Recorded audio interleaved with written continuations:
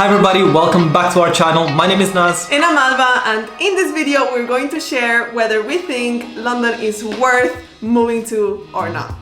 We are going to share with you our experience living in the city. We're going to talk about the good, the bad, what we think, who we think London is for, and sharing some pro tips for moving into London. Especially if you're looking to move to London but you need to get sponsored, so you need a visa, make sure to stick around until the end of this video because we will leave you with some tips that are super important. Let's get started. The first time we moved to London was in 2017 and we lived there for 2 years. Recently, in 2022, we moved to London again, so we have a little bit of an experience of what it feels like to move into the city, but also I want to highlight that moving there pre-pandemic and post-pandemic is very different. When we moved in 2017, we were graduate students, so we were starting our first jobs, money was scarce, we had to share a flat, it was a whole different experience, whereas now we're a little bit older, our careers are at a different point. A lot of our friends have left London, some of them are still there, so a very different experience overall. For us, moving to London was a life-changing experience at the time. We did go to uni in the UK, so we had a lot of friends who naturally moved to London to start their careers. So for us, at that stage in our lives in 2017, it was incredible.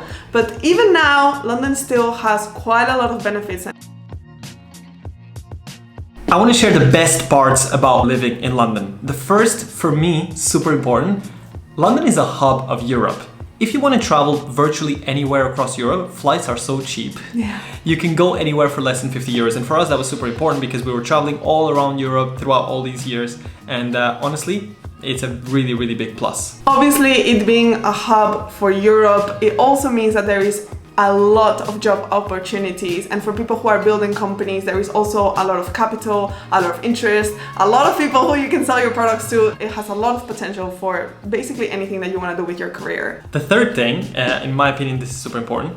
It's really easy to find a multicultural group of people, like-minded people, and this is not just me saying. We actually went out into the streets and we asked a bunch of expats and locals what they thought was the biggest advantage of living in the city, and this is what they had to say.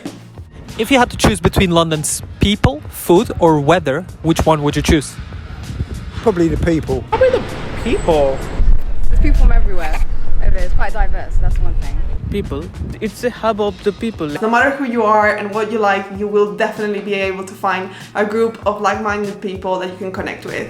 But I think the last thing that is very good about London is that it's a huge city. It has so much to do. For people who like going out, who like doing new experiences, who like eating out, who love culture, there is just an immense amount of things to do in the city, and that is just one of the incredible benefits of London. Now let's talk about the bad. It is impossible to talk about London without talking about the cost of living crisis. It is uncanny how much more expensive it is today in 2023 versus what it was in 2017, 18, just pre-pandemic in general. It's not just the groceries, it's just not just the transportation, it is finding a house. It is really tough to find a house, especially with the prices that they cost today. To give you an example, pre-pandemic, me and Alba, we paid roughly £1,200 for a one-bedroom flat. Today, it is impossible, or almost impossible, to find a one-bedroom flat for less than 1.5k a month. So this just makes it a little bit more difficult. To add on top of that, it's really competitive to find a house because you want to get a viewing and there's 10, 20 other people doing the viewing for that flat as well. You went through a bidding war, some people have better references, and it's just really difficult to get your offer accepted by the landlord in the first place. So if you are moving to London soon, and especially if you're looking for a place to rent, make sure to check out matuto.com, not only to help you prepare all the documentation that you need prior to renting a flat, which is super important, but also to get support if you need from us, because that's our startup. So yeah, this is kind of what we do.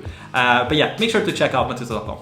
Another challenging thing about living in London is commuting. If you are going into the center every day for work, it can be not the most pleasant experience because everybody is going at the same times into the office, so it's very normal to be cramped in a tube until you get to work, and it's not the nicest. It gets sweaty in there. Yeah. But also it is very normal to travel for an hour to go see your friends or do plans on the weekends. People often live in different areas of London, London is so big that you will spend a lot of the time just getting to places on the transport, basically. Another thing that most people don't like is the weather. I'm not gonna get into it. If you've ever been to the UK, you know the weather is not the nicest. To give you an example, I used to go to work during this last winter. I used to go to work and get there with my feet soaked because of the rain. So I used to go to the bathroom and try to like dry my socks because it's so uncomfortable to spend the whole day with your feet wet. But yeah, I digress. I bought boots. Don't worry about me. I'm fine. I'll get some rain boots.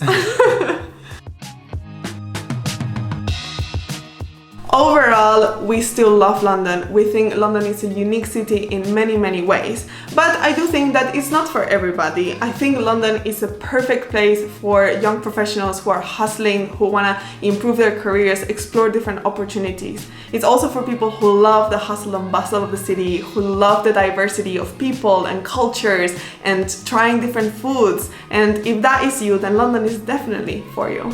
I think London is still one of the main hubs of Europe and it will continue to be. It's where you find the most jobs, it's where you find the most opportunities, it's where you meet the most people. It's ultimately the place where anything can happen in any day. Yes. And so I still think that even though it's not for everybody, there's still a lot to gain from moving to London. The slight problem that I see is that back in the day you used to be able to go to London and save a lot of money. The problem today is that you just don't get to save a lot of money because everything is just so expensive. Yeah, but I think people should see this as, you know, an option that they have in their careers, in their lives, to go there for a period of time. You don't have to live there forever. And as you grow older, you can move out of the city into the outskirts. If you do like the UK, there's just so many paths that your life can go into, and you should definitely consider London as one. If after watching this you still want to move to London, here are some quick tips that will help you in this journey. 1. Try to move to London with a job. A lot of people move to London without a job to look for one, but sometimes it can take more time than expected. And short-term accommodation is just really expensive. So you want to make sure that you try to move with something lined up. I know this is difficult, but tip number 2 is right on your way. I had said in the beginning of the video that I was going to give you some tips to move with a job to London. The UK government has released a shortage occupation list, which are jobs that are in high demand and low supply in the UK. We will leave the link in the description. You can also find it on matuto.com and ask for our help on this. But essentially what this means is that the employers who are giving away licenses or visas in these jobs have a higher likelihood of getting them accepted. So make sure you check out these jobs before you move into the city. Another tip for moving into London is choose very carefully where you decide to live. This can have an impact on your day-to-day because if, for example, you are living really far away and end up having to commute to work every day, you'll spend a lot of time in the tube. But also the other way around, a lot of companies nowadays only ask you to go into the office a couple of days a week. And maybe you don't want to live in the center if that's the case, because rent in the center is very expensive, and what ends up happening is that a lot of people spend a lot of money on rent unnecessarily. And I've seen a lot of people saying, oh, I want to be able to walk to work or just take a short bus to work, and wanting to live in zone 1 or even zone 2 close to the center. The reality is that it's really expensive to do that, and it's completely normal to live zone 2, zone 3, even zone 4 in London. And so it's something for you to get used to it, but going for 45 minutes to get to work, it's not that much in London terms. Yeah. The general rule should be don't spend more than a third, so 33% of your salary on rent. We have seen a lot of people making the mistake of spending 50%, even 60% of their salary, and what ends up happening is that sure, they might have a really nice apartment, but they don't have enough budget to save money or even spend it out with friends doing the things that they want to do. So just be really careful. Sometimes it's worth compromising a little bit on the location or even on the quality to make sure you try to keep your rent at about 33% of your salary. But the last tip, if you are moving to London, is of course sign up to matuto.com. We've mentioned briefly, this is our startup, and we built this because we know how difficult it is to move to a new country, specifically to the UK and to the city of London. And if you sign up for free, you will have access to an immense amount of resources. You will be able to read all the information that you need to know about moving to London. And if you do need extra support, you can purchase a premium package where you will receive our one-on-one personalized help to help you with your move. And that's gonna be it for today's video. Hopefully we will have given you some value and hopefully we will have helped you in your journey of moving to London, or at least deciding on whether you want to move to London. But yeah, thank you so much for watching. I hope you enjoyed the video. Make sure to give it a like if you did. Let us know in the comments, what do you think if you've ever been to London? What do you think of the city? Make sure to subscribe because we do have very interesting videos coming up. As always, thank you so much for watching. And we will see you in our next video.